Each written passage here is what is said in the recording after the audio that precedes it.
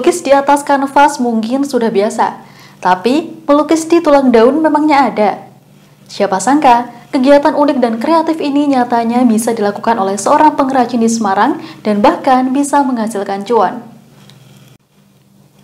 Nah, ini dia sejumlah lukisan yang menggunakan tulang daun sebagai medianya. Eli Dwi Astuti yang merupakan manajer kria tulang daun Rasandria mengatakan, ide melukis di atas tulang daun berawal dari salah satu dosen taksonomi tumbuhan di UNES, yakni Profesor Amin yang meneliti taksonomi tumbuhan. Dalam penelitiannya, Profesor Amin menemukan bahwa daun dapat diproses hingga hanya menyisakan tulangnya. Pada tahun 2011 hingga 2016, dilakukan uji coba mencari tulang daun yang kuat untuk diproses. Selain untuk mencari tulang daun yang kuat sebagai media kerajinan, uji coba ini dilakukan mengingat banyaknya sampah daun di UNES yang mencapai 15 ton per harinya. Eli mengatakan, umumnya sampah daun biasanya dijadikan untuk kompos saja.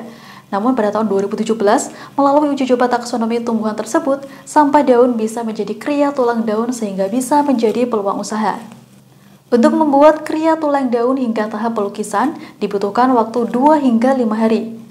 Dibantu dengan 8 orang, dalam satu harinya Eli bisa memproduksi 30 hingga 40 kria tulang daun. Jadi dari sampah-sampah yang berserakan, karena selama ini kan kalau misalkan kita mengolah sampah, daun khususnya itu pikirannya pasti cuma di kompos gitu.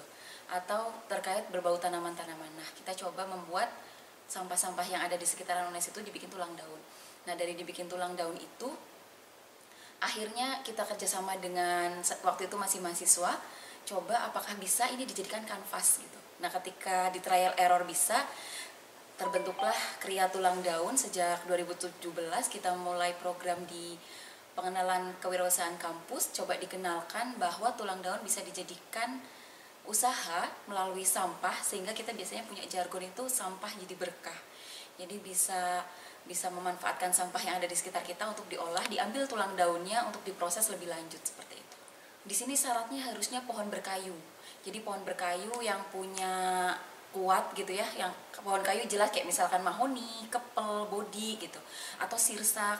Itu tanaman-tanaman yang memang home base-nya dari pohon berkayu, tapi tidak semua pohon berkayu bisa dibuat tulang daun. Kayak misalkan kayak pohon waru, itu kan jelas kelihatan pohon kayu, tapi daunnya tidak bisa dipakai kayak gitu.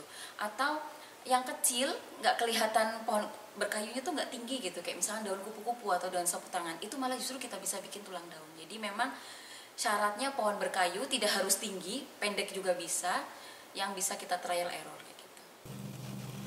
Kria tulang daun tersebut dipatok dengan harga mulai dari Rp8.000 hingga Rp850.000 per biji, tergantung pada bentuk dan tingkat kerumitannya. Kalau untuk dibuat lukis, biasanya satu wajah itu kurang lebih 3 hari, khusus satu wajah. Kalau 2 wajah itu 5 hari, nanti menyesuaikan. Tapi kalau untuk bikin sampai kita untuk tasnya atau untuk ini case handphonenya atau toples atau ini kan pakai sistem decoupage ya, pakai lem decoupage gitu. Tapi kita pakainya lem kita sendiri gitu. Kalau decoupage kan lumayan agak ekspensif, agak mahal gitu ya. Jadi kalau pakainya pakai lem kita sendiri itu nggak sampai 2 jam lah, cukup 1 jam aja untuk kita buat proses decoupage-nya. Tapi memang dari proses perebusannya itu yang butuh waktu 3 jam, terus dari proses pemutihannya 1 jam, yang agak lama memang di proses penyikatannya, karena memang benar-benar dari awal gitu, penyikatannya itu untuk 1 daun itu bisa 10 menit. Keunikan kria tulang daun bisa menjadi berkah bagi Eli. Per bulannya, Eli bisa mendapatkan 5 hingga 10 juta rupiah. Sementara untuk pemasarannya, Eli bekerja sama dengan sejumlah outlet di Semarang dan Salatiga untuk menjualnya.